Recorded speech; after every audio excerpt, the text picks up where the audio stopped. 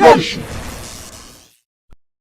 A day before New Year's Eve, a 21-year-old woman named Stacy had went out with her group of friends. They wanted to pregame a little kickback session. They sitting at a round table, and one of her friends named Josh, he pulls out a bag of X pills, and she asks why do they look like candy, making a joke about bringing treats to the kickback. All her friends looked at her, laughing their asses off, thinking she gotta be a green bean. So Josh, he skipped her as he passed out the party favors. Stacy never tried X before, or any pills for that matter. She was always scared of swallowing any kind of pills, down to an Advil, thinking she would choke on them. It came from her snooping inside her mother's purse as a kid, finding a bag of Halls, thinking it was candy, and her mom would end up having to stick her finger down her throat to make her throw it up. And she was teased by her friends for years about it. It wasn't really something that really bothered her until she got curious about drugs. Now she went to tap Josh on the shoulder, asking him to give her one. He thinking it's all caps, so he went ahead and gave it to her, thinking she was bluffing. She wasted no time, throwing it straight down the hatch, but she chewed it instead of swallowing it. All her friends looked at her surprised, but worried more than anything because she ain't got no skin in this game. And she hated how it tasted, chasing it down with some water,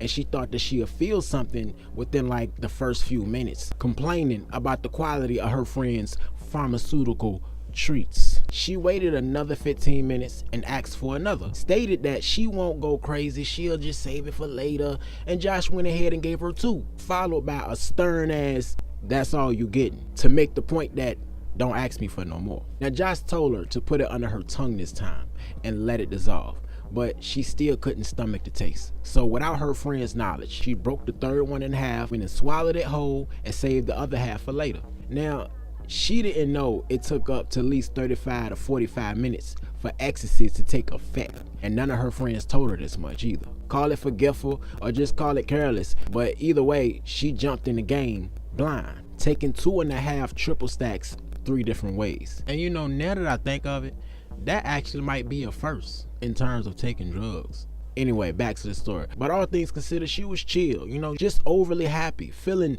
optimistic about everything. Now, the next day arrives, and Stacy is up early, eating breakfast that her mom prepared, scarfing down her food. She ended up forgetting to eat anything after her newfound experience last night, but she couldn't stop thinking about how good that made her feel. She took the rest of her food into her bedroom so her mom couldn't ear hustle as she called Josh to put in for an early order. It was New Year's Eve, and they was going to a party that night. Josh halfway congratulated her on keeping her shit together for that to be her first time, with the only other thing ever being weed or Adderall. After getting off the phone, she went and set her clothes out on the bed, having 3 different outfits for the occasion. Her first outfit was during the day, the second is when a party starts, and the third for when the ball drops. Afterwards, she undressed to get inside the shower, and while taking off her jeans, that other half of that X pill from last night slid out of her small pocket. She low-key excited, picking it up, and thought about saving it, but she knew Josh was about to bring some more, so she said this was her own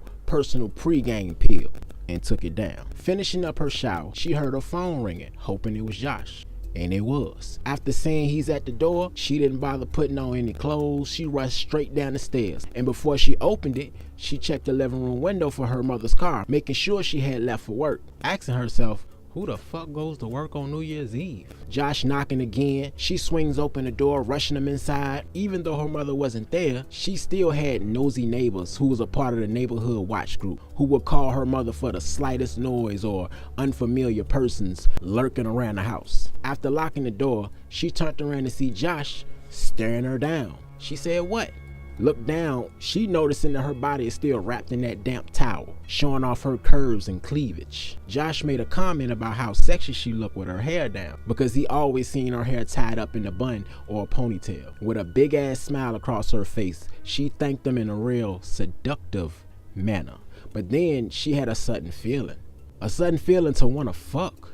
Remembering she took the pill before she got in the shower, Josh asked was she good and how did she want to pay, cash or Cash App? She disregarded his whole question and she asked him, "Does ecstasy supposed to make you horny?" Because she can't remember feeling this way the night before. Giving her a goofy ass duh, that's what most people use them for. Why you ask? She said no reason, stepping towards him, dropping down her towel. Josh caught off guard. He back up like, hold on, what you doing, Stacy? Stacy knew Josh since freshman year in high school, and she never made a pass at him or looked at him that way.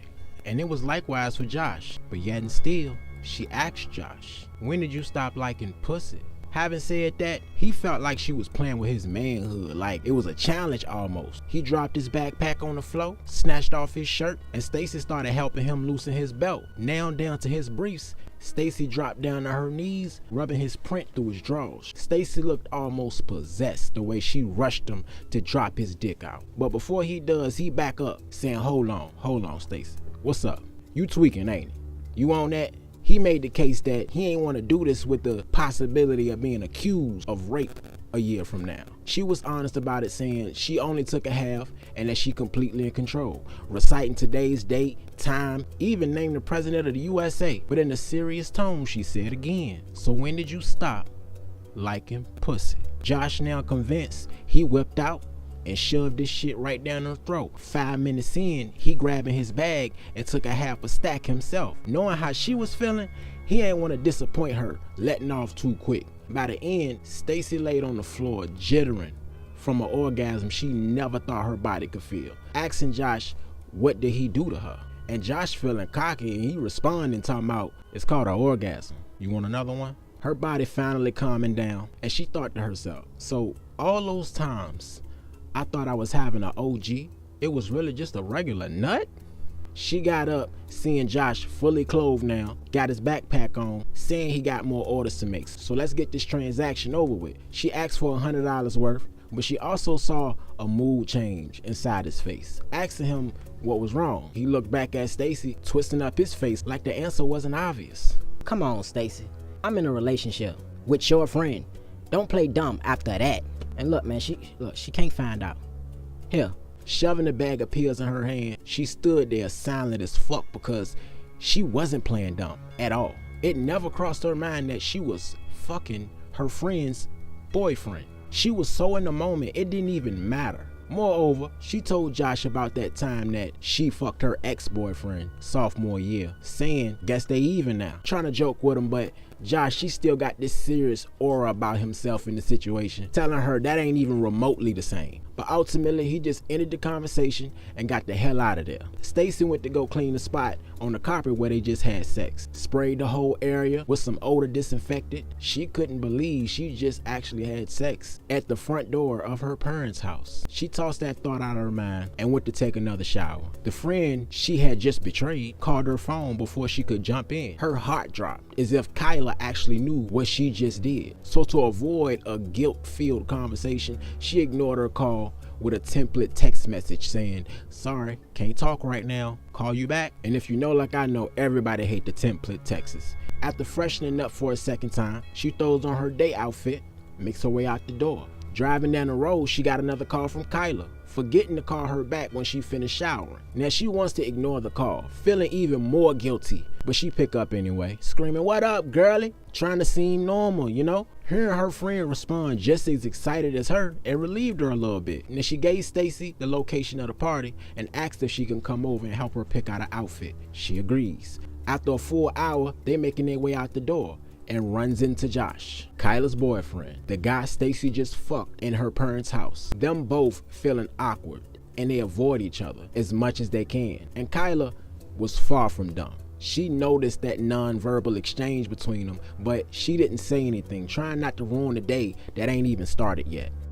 It's around 10:30 p.m. Everybody pulling up to the spot, along with the rest of their group. It started at 9, but they didn't want to be burnt out by the time the ball dropped. She ended up popping 2 triple stacks on the way there, so by the time she was in the building, she was on 10. Stacy expected to pull up at a building or a club, but it was a big ass house out in the burbs. It looked like somebody rented an Airbnb, stripped all the furniture out with 5 bedrooms and a basement area that acted as a branch off the actual party. At the top was trap music and crunk music and hype party vibes, whereas downstairs was nothing but chopped and screwed and R&B slow jams type of vibe. Later in the night, it's 15 minutes before a countdown, and a random guy led her into that dark basement party. So at the moment that he was taking her down there, the song Motivated by 3 6 Mafia was playing, and it made her feel like it was a demonic vibe in the room. Now the guy she met, he claimed to be a former Major League Baseball player. She didn't really care for sports, so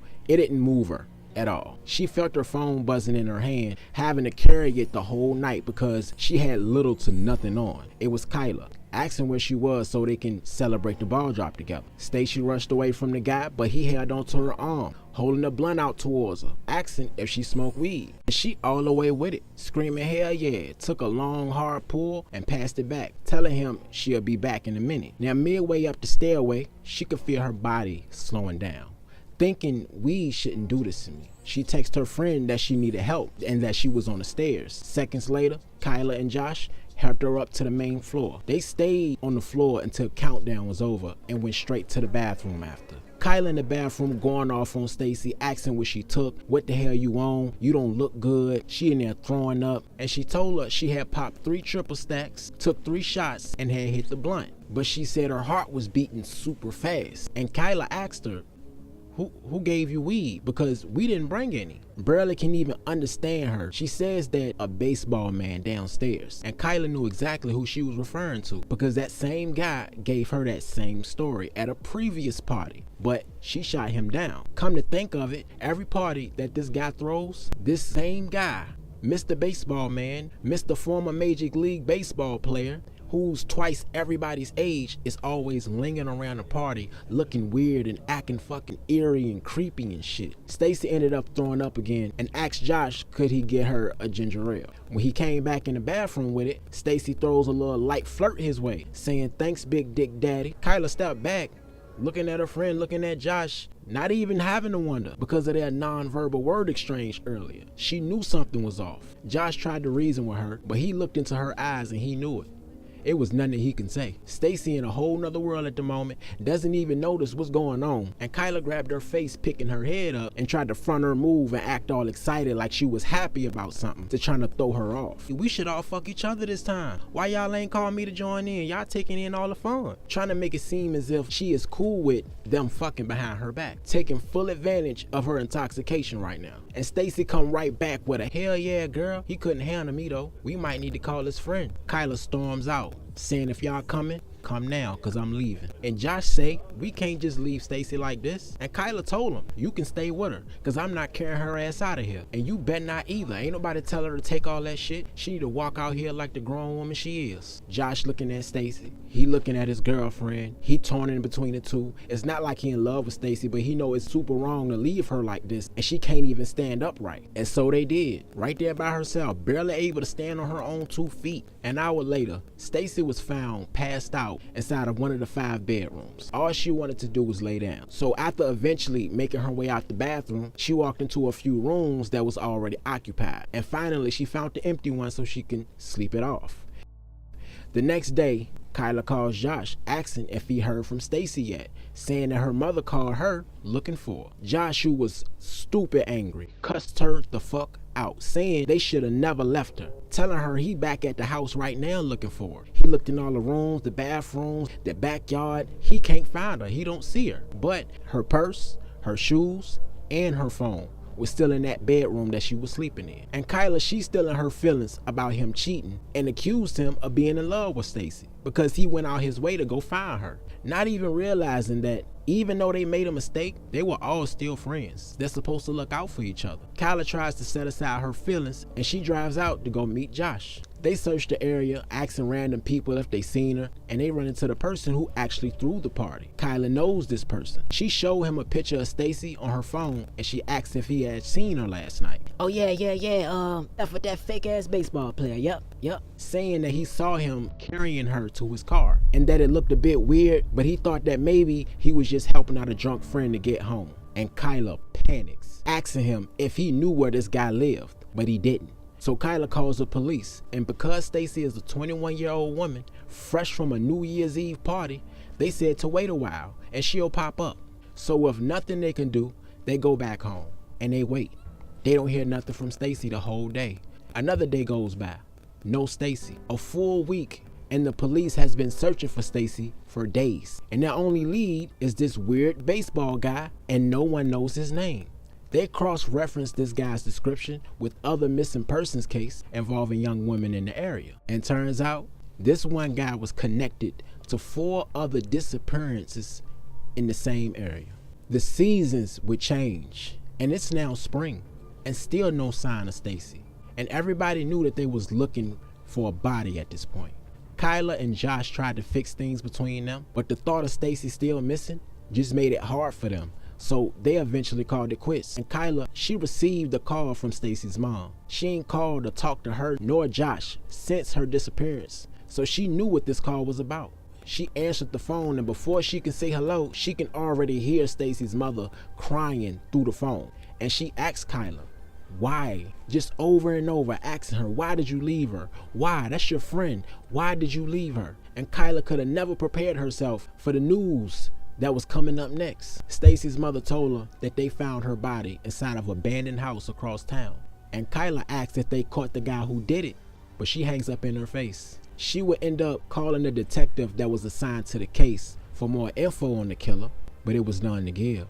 There was no DNA, no fingerprints, no digital nor paper trail. It's like he's a ghost. And Kyla couldn't do nothing but blame herself. She beat herself up about it, saying all she had to do was help her in the car. But she was so mad at what they did, she couldn't see straight. She gave Josh the news, and they both attended her funeral a week later. And the question that everybody asked was, why didn't anyone notice girls was going missing every time this guy was around?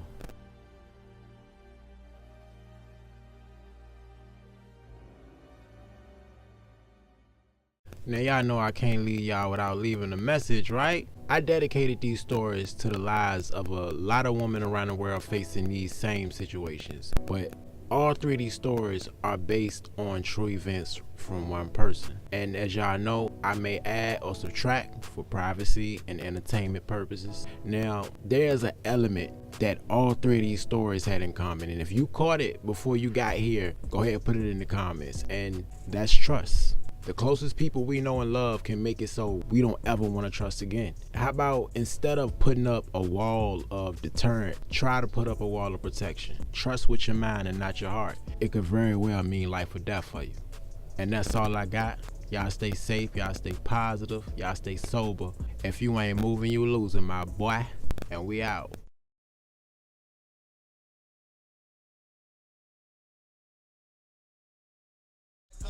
Talk, no comment though, just paper chase. Chasing my dreams, my nightmares ain't got no money. Just a cardboard sign and they existing so bummy. And they want me down with them at the bottom of the barrel. I don't want no part.